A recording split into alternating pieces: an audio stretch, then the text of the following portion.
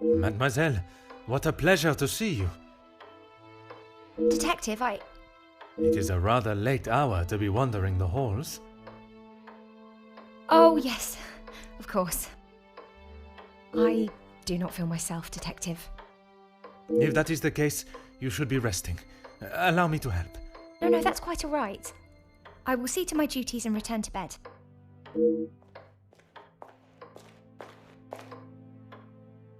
Lizzie, excuse me, Elizabeth. Lady Van den Bosch has been waiting for some time now. Oh, yes, sorry. Detective Poirot was just... I'll see to the detective. You just head on up. Off you go. Good night, Detective. Bonne nuit, mademoiselle.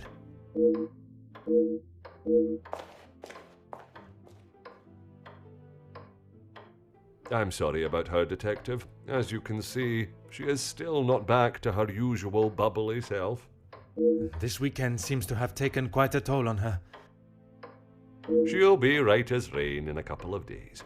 Now, what can I help you with? As if by magic you appeared when needed. I would like to speak with you and the remaining staff. If you could gather them in the staff pantry. At this hour, Detective? Is that really necessary? I shall be the one that determines what is and what is not necessary, and this is very much the former. As you wish, Detective. I'll see if Inge has finished preparing for breakfast. And Mademoiselle Rihanna? Yes, of course. I'll fetch her from the kitchen. Elizabeth may be some time with the lady of the house. Perhaps you'd like to start with us? Very well. I shall speak with Mademoiselle Elizabeth when her duties are complete. While I am gathering the staff, Mr. Beckers is in the library. If you wish to join him, I could bring you both a nightcap. I wish to keep a clear head, but there is something I wish to discuss with Monsieur Beckers.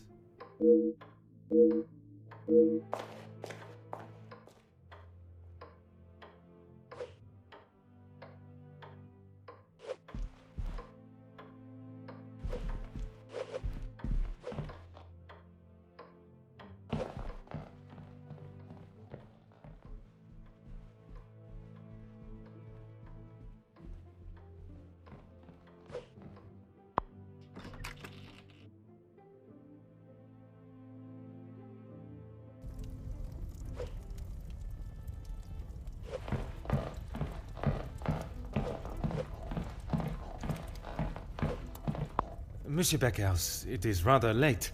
The other guests have already retired to their rooms. I didn't even see the time. It's easy to lose oneself in a library this impressive. That is something we can agree on, monsieur. I suppose I should be heading? Un moment, monsieur. There are some matters that we must discuss. Oh, what is it, detective? I'm not sure what you mean. Her proposal to make you somewhat of a star, a figurehead for the working man. What would you call that? There was certainly no talk of making me a star. That is not the type of man I am. She wanted to write a piece on my work with the union, and I was happy to oblige. My speech? I'm not sure what speech. You may save your false ramblings for your next audience. I am aware you spoke with the Major yesterday. Whoever told you that has it wrong, detective. Please, monsieur. The truth. Okay, fine.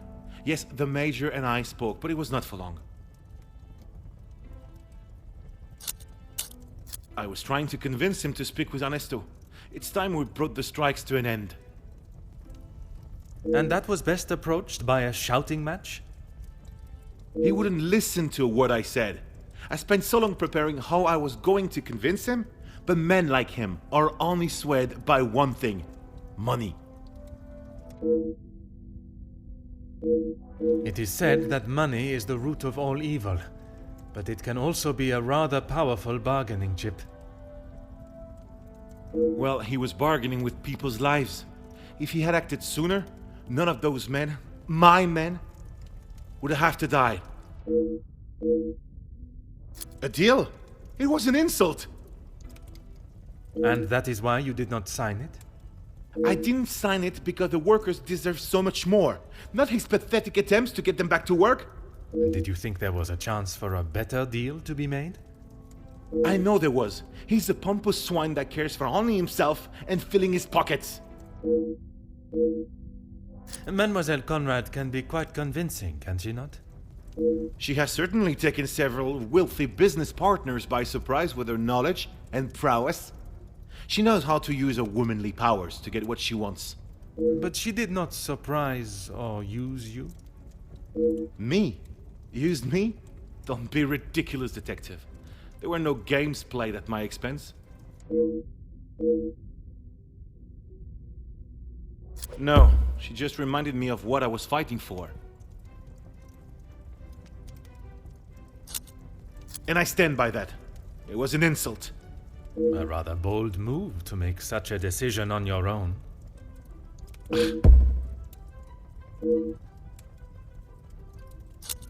I may not be perfect, but I've done everything I can. Your efforts fell short in every respect. You claim to be the voice of the people, but you care about no one's voice or benefits but your own. It's not as easy as just signing a piece of paper, detective. It is a heavy weight to bear on one's shoulders. I consulted with others. You yourself spoke of Mademoiselle Conrad's cunning in business. And I told you, I was not one of her targets. Tell me then, what was it she reminded you of? The acclaimed man of the people you would be known as if you pushed the factory owners for more? It wasn't like that at all. From where I am standing, it was she that was manipulating the terms of the deal, and you in the process. You were merely her pawn. Okay, yes, I know. I shouldn't have listened to her. But what else could I do? Remain an unknown my whole life? I didn't mean for anyone to get hurt. It may not have been your intention, but we both know the result. You rolled the dice with those men's lives for fame, and you lost. What does that have to do with anything? I have often wondered about the competition siblings face in a large family. When you're young, it is the best feeling to know you have family that will stand by you, without even being asked. It is not until everyone starts carving their own path that you realize you're walking yours solo, and those that were beside you are now miles away. My older brothers were the athletes of the family. They both played soccer, and were the infatuation of every teenage girl. I'm sure you have seen the type. Oui, monsieur, but I can assure you that was not I. Then there was me. Quiet, timid, a shadow of the Baker brothers. My voice and very presence was forgotten and ignored. Nothing I could say or do would ever reach the bar they had set. But I always knew I was destined for great things. Years passed, and now that I no longer stood in the colossal ombre of my brothers, I could become my own man. When the position of union leader was posted, it was my chance to finally be heard. You hear politicians speak of the little or the common man? Well, that was me. And I knew what we wanted and what we needed. When I spoke, others listened. I held their gaze with a sense of pride, a sense that what I was doing was for the greater good. It was supposed to be my crowning achievement, lead the men to victory over the money-grabbing oppressors. But instead, all I did was lead them to their deaths. Monsieur, it was not at your hands that these men died. The blame cannot lie solely on your shoulders. Those responsible will be punished for their crimes. That you must trust.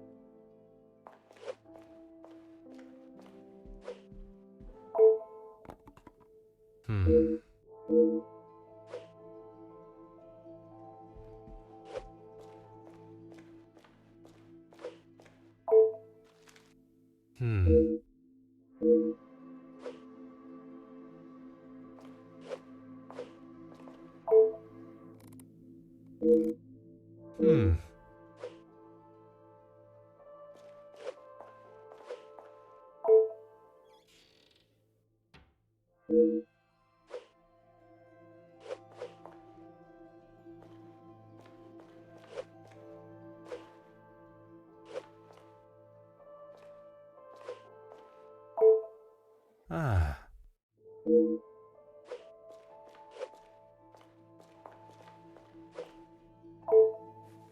Ah.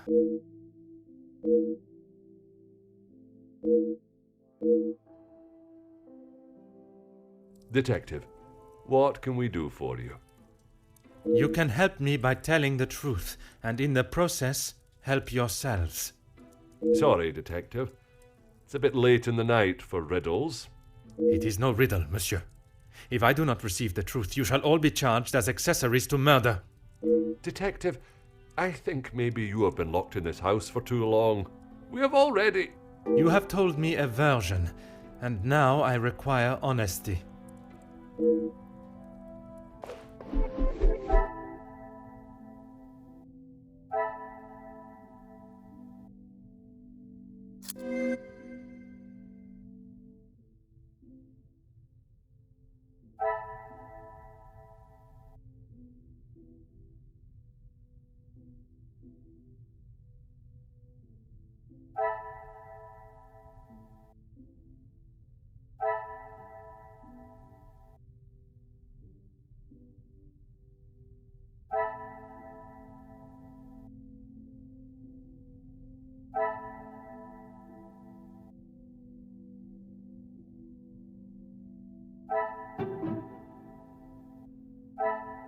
I should not be surprised by...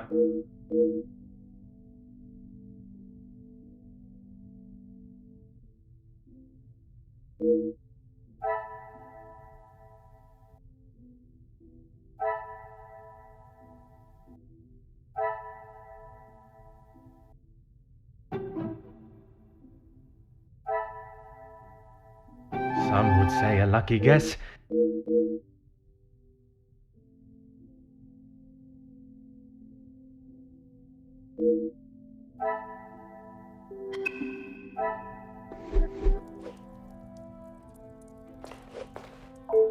Monsieur Sterling, is there anything you would like to add to your story?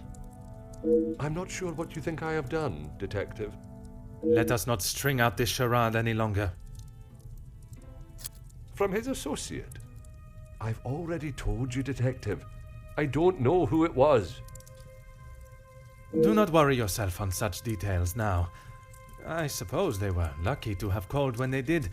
Otherwise, they may not have gotten through at all, with the telephone lines being down as of yesterday. Aye, Detective. Lucky, I guess. Whiskey? You took a bottle of whiskey to the Major.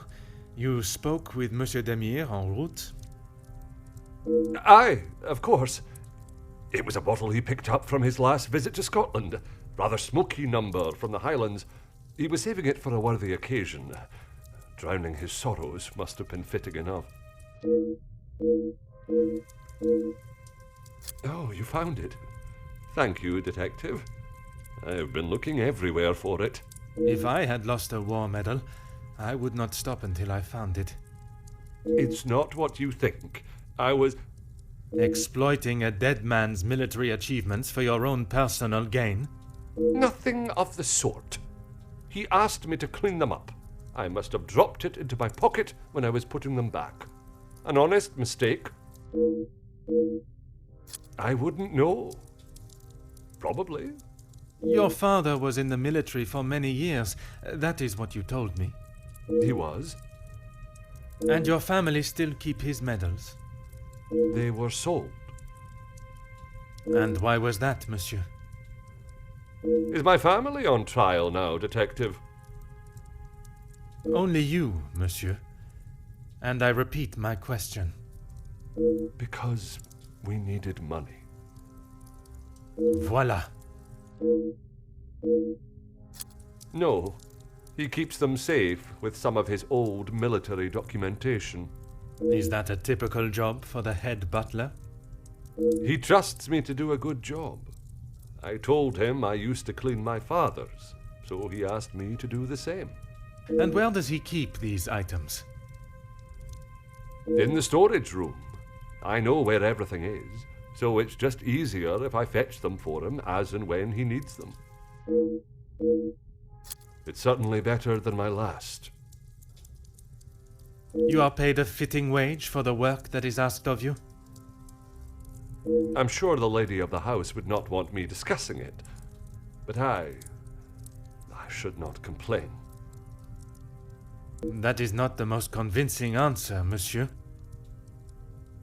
Between you and I, we all work very hard here, and it would be nice if we were rewarded for it. Please don't go anywhere. If I require more information, I shall call on you again. Mademoiselle, I shall keep my questions brief. I don't know what else I can tell you. You have been honest with me so far. All I request is that you continue to do so. Oui, detective. It was frantic in the pantry. We were working hard to make sure everything was up to scratch. Go on. Then Liz burst in, asking for Mamore's help. Her help with what, exactly? I don't know. She took Liz to one side, and I was needed in the salon. We spoke just after that in the pantry. You did not question what she needed help with? I was too busy. I love Liz, but she sheds a tear at almost everything these days. Although, I have never seen her look so pale. Merci. I shall return if I have any further questions. Mademoiselle, I shall be as quick and precise with my questioning as possible. Okay. What do you need? Merci. He was a good man. Taken too early. Forgive me, mademoiselle, for not extending them earlier, but I was not aware of your relationship. He was my only brother. And he died doing what he believed was right. If I ever get my hands on who took him from me. You say the riots, but it was the strike he was part of. They started the riots, not the workers. By they, you are referring to the security forces. They were brought in to keep the peace. Security, huh? They were brought in to make an example of them. It was all peaceful until they arrived. Why would they need to make an example? So that the workers would stop rallying. No one is going to go on strike if they think they'll get killed. The security you talk of were armed and ready. The workers were pigs to the slaughter. What chance did they have? Yes. This was before or after Archibald took him a bottle of whiskey. Before. You are sure? It may have been after. The whiskey is kept in the cellar with all the alcohol. It is. Then you must have noticed him going into the cellar and returning with a bottle through the pantry, no? Yes, I suppose I did. It must have been before then. What is there to say? Being locked away in the pantry, I don't see her for most of the day. That may be, but she came looking for your help before dinner was served, did she not? She wasn't feeling well, that's all. And she came to you. I told you, we are a family here. The girls come to Mama Reh if they have a problem, and I fix it. When I saw her earlier, I must admit she was not looking herself. Perhaps I should check on her. No, just leave the poor girl. She'll be fine after another bowl of my homemade soup. She just needs her rest. Merci, mademoiselle. That is all for now.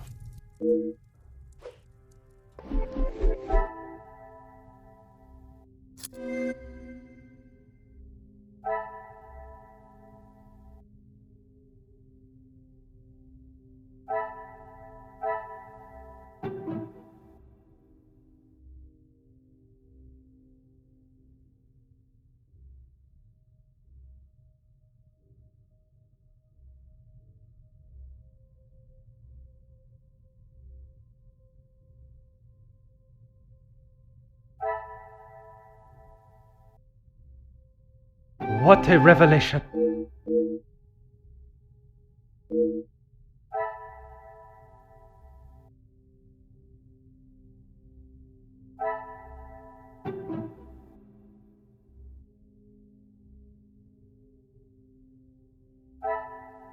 pieces of the puzzle are fine.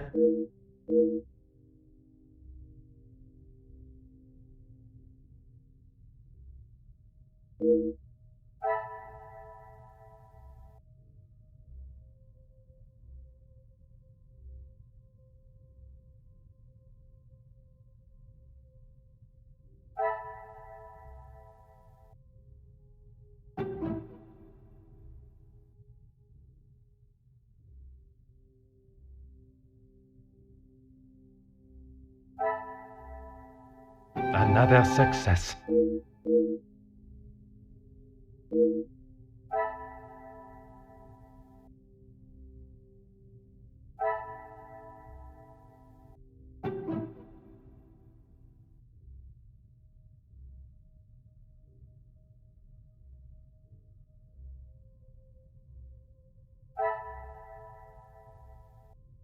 Things are beginning to be...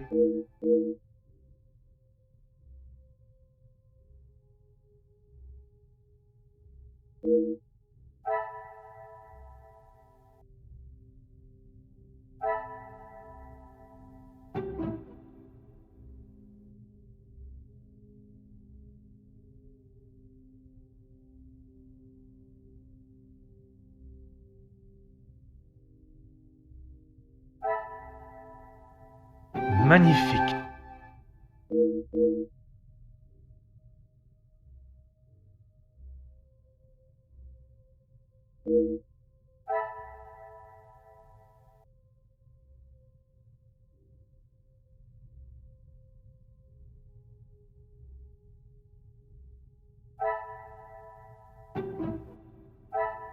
What a revelation!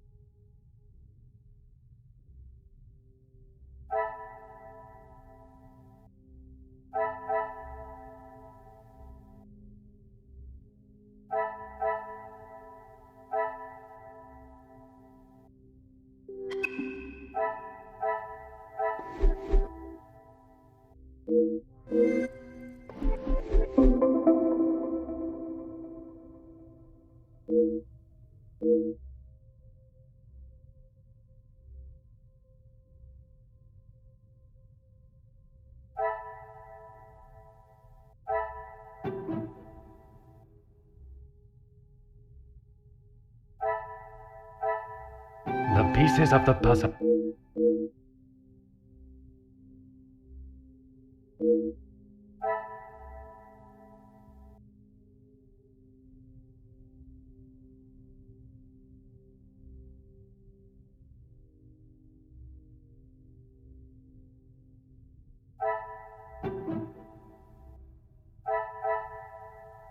I should not be surprised by my...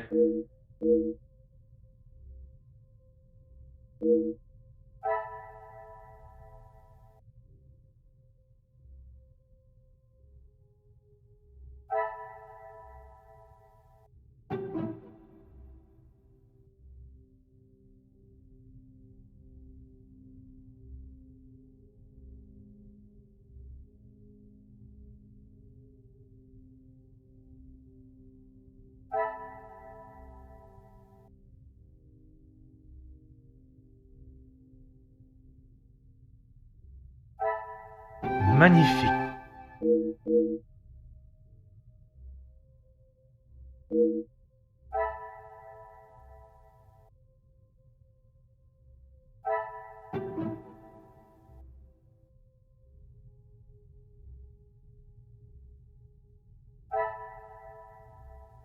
Another success.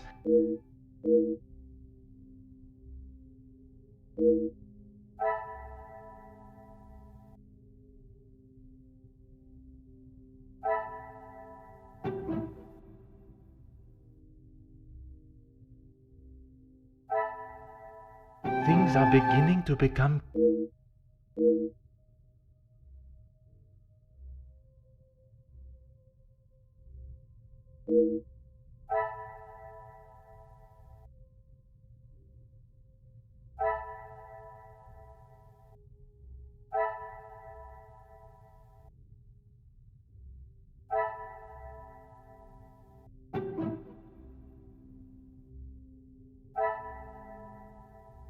Some would say a lucky guess.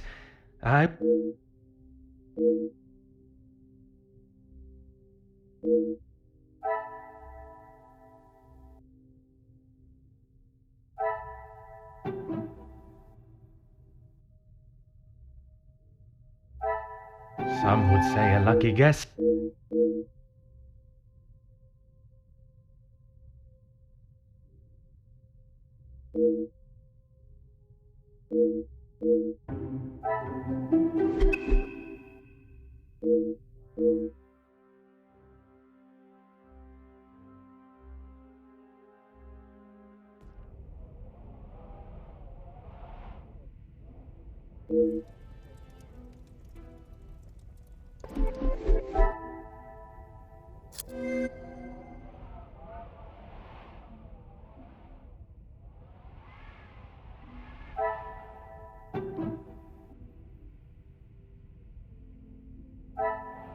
The pieces of the puzzle are fun.